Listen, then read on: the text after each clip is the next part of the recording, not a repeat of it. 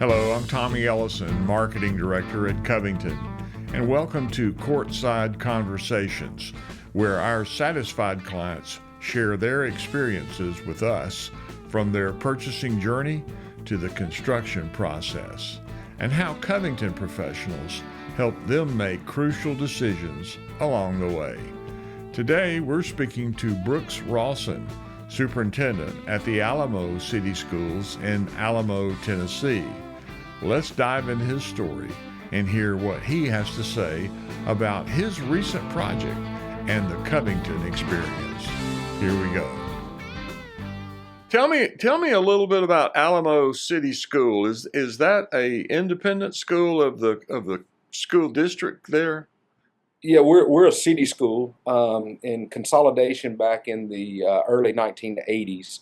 There were lots of little towns in Crockett County in Northwest Tennessee, and through that there were the consolidation of the county schools came together.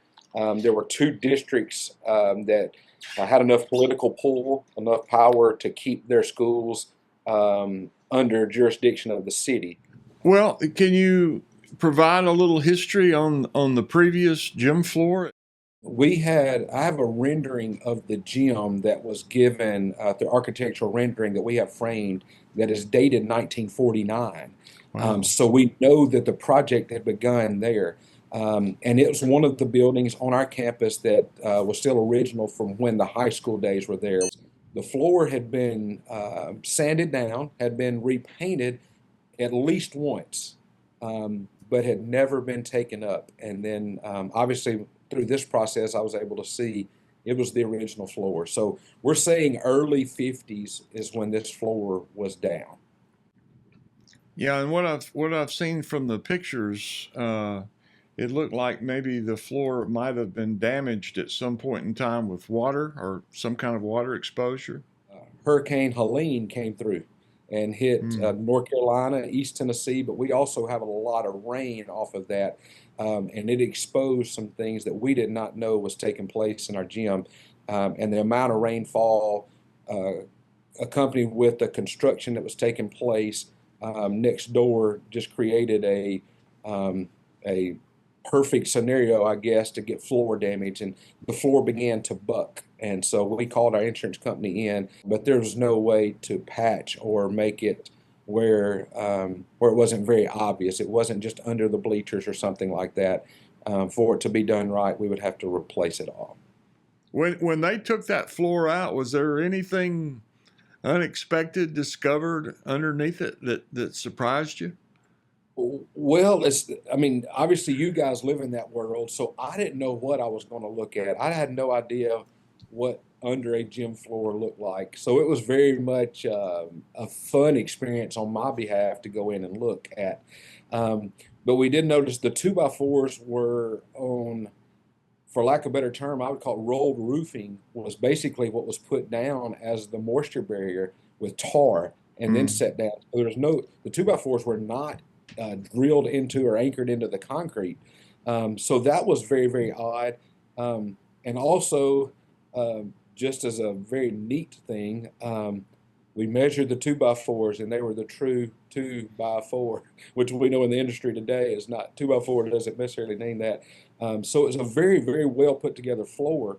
But through the little bit of research of which floor, which company, floor type that we wanted to go through, the floor that we ended up going with Covington seemed to very much be exactly what we were coming out of with a 2025 upgrade to how you do things. But if that floor had lasted, a good 70 years, so to speak, we were ready to go back with something very similar.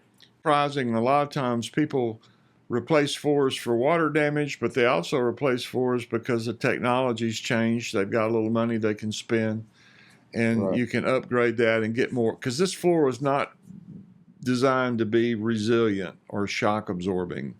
There's no resilient component in that floor, and it was 2x4s on concrete on slanted tongue and groove subflooring on maple flooring And so when you hit, there was nothing between you and concrete but the little bit of wood, and it wasn't very forgiving either. So you're exactly right.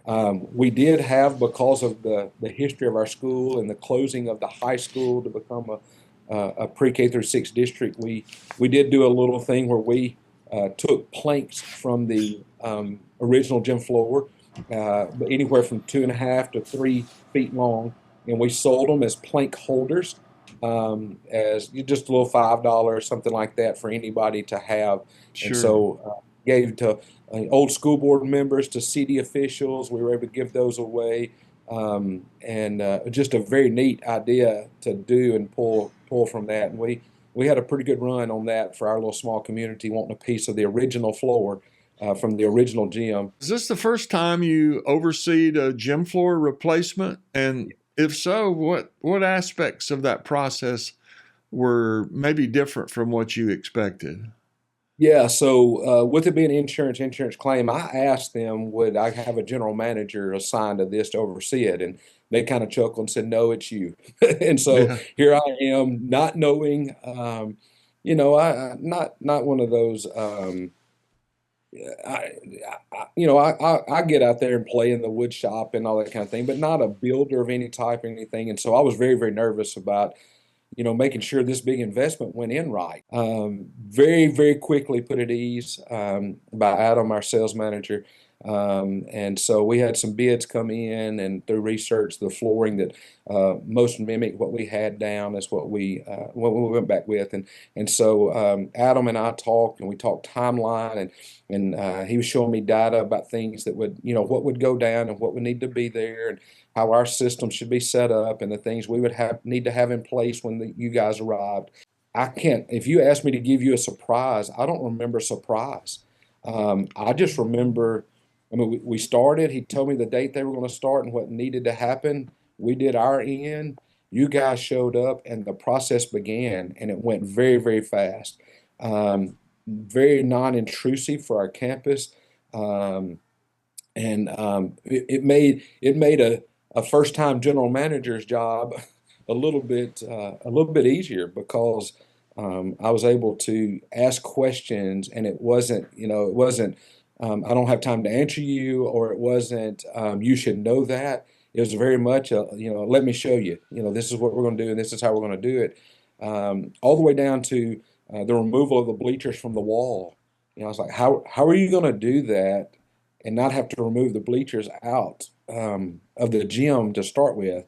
And just the naiveness of me not knowing, watched the whole process of how it worked flawlessly. And so, yeah, it was my first time to oversee it. I don't know that I'll ever oversee another one.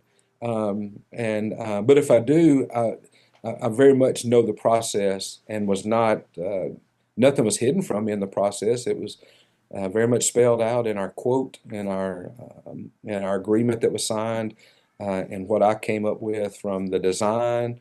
I had a lot of input from me looking at other courts. We're pre-K through 6, but I still wanted our court to look like the Memphis Grizzlies or something, as best we could in our gymnasium. I want it to be nice and something we're proud of. And so looking at different things, I was able to ask questions, and very patient. And the renderings I got back was just, again, from the very beginning of the school board awarding the bid to Covington Flooring, to the final walkthrough of, are we satisfied with everything that's there? No hiccups, no surprises, no hidden costs, no upgrade. It was just very, very nice for someone that hasn't gone through that process before, to be able to trust and have those people there in front of them. Based on that, through our construction process that's going on right now, lots of delays in materials, and lots of delays in contractors showing up. So I was in the middle of a process where, if I was told 2 weeks, I just doubled it and said it was going to be 4. yeah, Um, yeah. Opposite of that, Covington Floor came in and said 6 to 8 weeks. And at the end of week 5, they said, let it sit for a week and it's yours. Yeah. Coming off of that, I was on the other end. I was ready for it to go a little longer, just understanding that you have some supply issues in our day and time now. And it was, I mean, week to week to week, every Friday was spot on. It was just, everybody had prepared, everybody had this ready, the delivery was ready, the paint arrived at the right time, the workers were there. I mean, it just, um, I was on the other side of that. I was ready for it to go a little longer. And to my surprise, it was actually on time, or maybe I got it back a little bit earlier than was suggested. So, there again, I couldn't be more pleased with what we got. Well, the system that you installed is what we refer to as the air channel system. And I would love to hear your impressions of the new floor and maybe how it compares to what you had before. Can you speak to that? Absolutely, very much a lot more giving, so to speak. The I guess you call it a resilient pad Mm-hmm. that went under the 2x4 channels and also under the subfloor as well. Um, a lot more forgiving. I don't want to say bounce, but it did have a lot more bounce to it. And even some of the first times walking across, you would hear the wood kind of settle in a little bit, and you're like, "Uh-oh, there's something wrong." Mm-hmm. But with the old floor, as I said, it was a nice wood floor, but it was a lot firm, a lot more stiff than what we have now. And so being able to see that, the spacing of the channels underneath the subflooring that's there, it's very easy to see why it's a little more forgiving for that. So um, eh, I guess in my not knowing and not dealing with mind, a wood floor is a wood floor. Um, but I found out real quick that's not the case. The way you set it up and the way you have your true spacing of the flooring makes a huge difference. I guess for a builder, how far off center are you going to go with your studs makes a big difference in your walls and the sturdiness of it.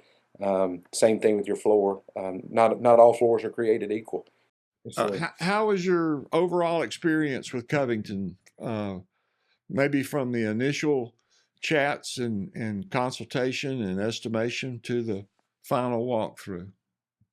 Well, yeah, I was able to, of course, Adam, my sales rep, came in on the very beginning and took his um, measurements of the floor and the humidity levels and those type of things. And then from that, once the bid was awarded, I contacted Adam and said the bid was awarded immediately, and I say immediately, within the next 36, 48 hours. I received an email from the company saying, "Here's the next steps. I will be in partnership with Adam on this.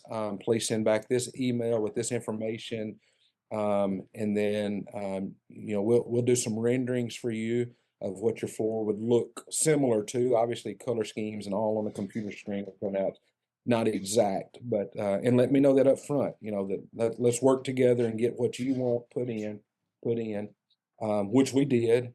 And then I got back next the specs sheet, I guess, so to speak, of providing the right amount of power for when the machinery came in that I needed to have in place. And if I didn't have that in place, there was a backup. We could bring generators in. And so I was always given that, this is what we need. And if you can't provide it, we still have a way to get it for you. It wasn't that everything's off the shelf or you're going to have to go to something lesser because you can't provide it, which I appreciated. And so we were able to do that, get those things out. And then we had a meeting with the actual crew that came in and did the work. They looked at everything, asked questions, received the information about how to get in the facility, the timelines that we requested that they could be in the facility when we would, not want them to. They ask, I mean, questions you didn't even think about. Does your local law enforcement know that we'll be on campus? Those type of things that you really don't think about putting a gym floor in, but that was important to them. That if we're going to be up here at 7, 8 o'clock at night, and you have people doing these things, that they know about us, and so giving access to that, and then just um, the overall relationship that was built very quickly with the crew of what do you need and what can we provide, and in turn they were not shy to say, can we get this done today, or can I park this in this spot on your campus instead of just saying we're here to do it and we're going to do it anyway. Very, very nice. And then as we closed up, I got a call from you guys that oversaw the project and said, I want to do a final walkthrough with you to make sure you're good. And of course, we'd walked around the gym floor and we were good. But just the last couple of questions of, what does this look like and what's the maintenance and what products do we use to maintain this? Literally all the way down to what's your best dust mop and the best product to use to keep it, in the shape that it's in. It was all those questions were answered. And I couldn't have asked for anything better. Process was very, very smooth. If another school or facility director were preparing to make a decision like you did and have a floor replaced, can you think of what advice you'd give them based on your experience? I guess the first thing is realize that who you're working with matters.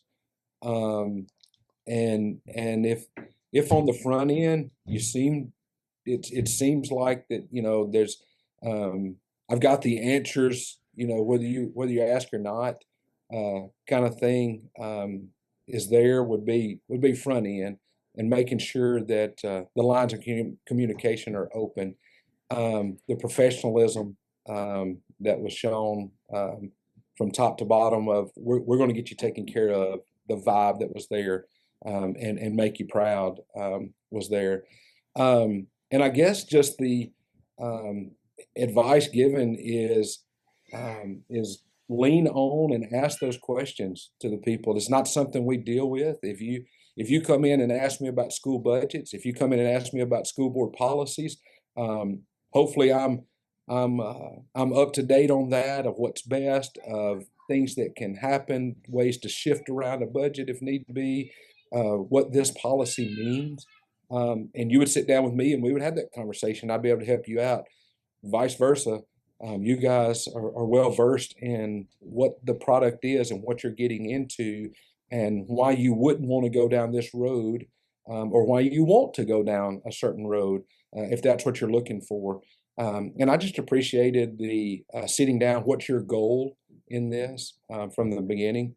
And so if I was to speak to another superintendent, have your goal of what you want, have your questions ready to go about what's this going to look like as far as timeline and also with products, will we be displaced at all? And if so, how long?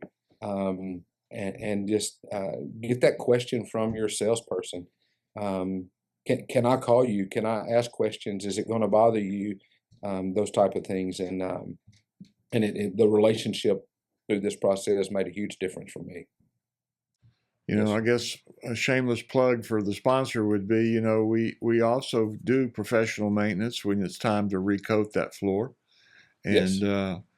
It's important, you have a fair amount of paint on that floor, and you got to keep a clear coat on it to protect it. But not only that, it restores the gloss level, the aesthetics of the floor, and it also restores that slide versus traction dynamic that you need to maintain on the floor to make it play and not just and I guess play, I should but play like kids play, So Right. Yeah. And I guess I should add, I already have a quote for that refinish for the purpose of, as you get into budgeting, this is about how much it's going to cost. Absolutely. Well, I have no idea. I have no idea Yeah. what it's going to cost, but that was given to me at the end. An email was sent that said, this is going to be good for you for 18 months. We're going to quote it out now. And it's good for you for 18 months, so that in the next 18 months, as you go through budgeting and you want to put this in, you know what it's going to cost for Covington to come back in and take care of your investment. So I did leave that out, but I have that ready to go, to put in budget to make sure we have our investment protected. So even down, that's just another example of the things you don't think about that Covington and the guys we work with particularly thought about and answered a question before I even had the question, so to speak. Listen, Brooks, I really appreciate your time and your openness and your willingness to participate in this.